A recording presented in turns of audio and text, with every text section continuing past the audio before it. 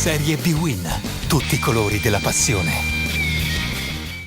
Derby toscano dai due volti, quello dello Zecchini, penultimo appuntamento del campionato Serie B-Win. Un buon pomeriggio dalla piovosa Grosseto, con i padroni di casa sostanzialmente tranquilli, un Empoli invece a caccia di punti salvezza e un mister Aglietti stufo di parlare di finali, anche se è difficile pensare a qualcosa di diverso. Una vittoria potrebbe mettere la salvezza in tasca all'Empoli. Per il Grosseto diverso obiettivo se non dare il nuovo corso al quinto tecnico statuto arrivato in Maremma a sostituire Ugolotti. Esordio per lui oggi. La prima azione è di Petras, che batte il primo corner e fa tutto solo. Al settimo lo scivolone di Boucher rischia di complicare le cose e rischia l'autogol. Un minuto più tardi ancora Grosseto, Curiale mette in mezzo, Sforzini si muove sul primo palo, altro pericolo per l'Empoli. Ma al 10° minuto, sugli sviluppi di un corner, arriva l'1-0 del Grosseto. Primo gol alla 20ª presenza per il giovane giocatore Antei. Lo stacco di testa preciso ed è il vantaggio, lo rivediamo.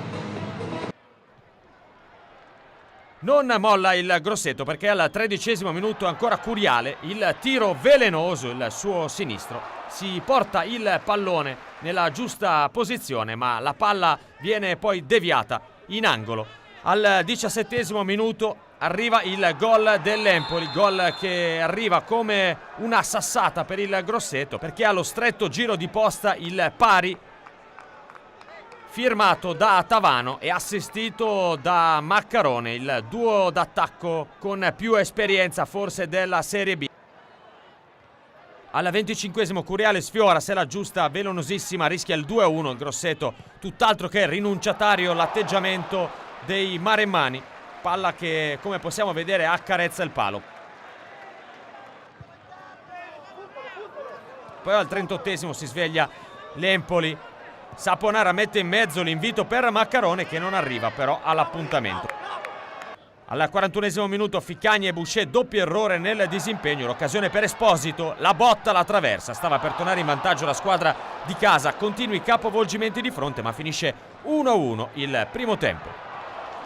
Si riparte nella ripresa con il Grosseto subito avanti, ancora Curiale all'11° minuto a provare ad impensierire la difesa dell'Empoli con un tiro al volo da apprezzare a tu per tu con l'estremo difensore dell'Empoli, bravo, distinto a capire le intenzioni. Ma l'Empoli si sveglia al 13° minuto della ripresa, tenta di sorprendere Narciso Stovini con un tiro al volo, bella la coordinazione, pallone che si abbassa e ancora Empoli con la punizione di Tavano che invece va a sfiorare la traversa.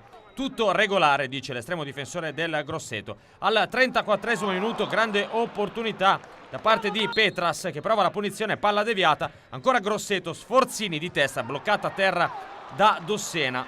Al 42° minuto però la palla più ghiotta è sui piedi di Alfagheme, a tu per tu con l'estremo difensore l'argentino, si divora il 2-1.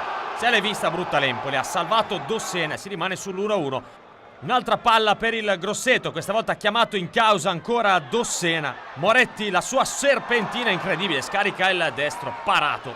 È un valzer continuo per confermare l'andamento di questo incontro. Il finale vede l'Empoli in attacco. Resta fermo sull'1-1 il finale, tutto rimandato all'ultima giornata.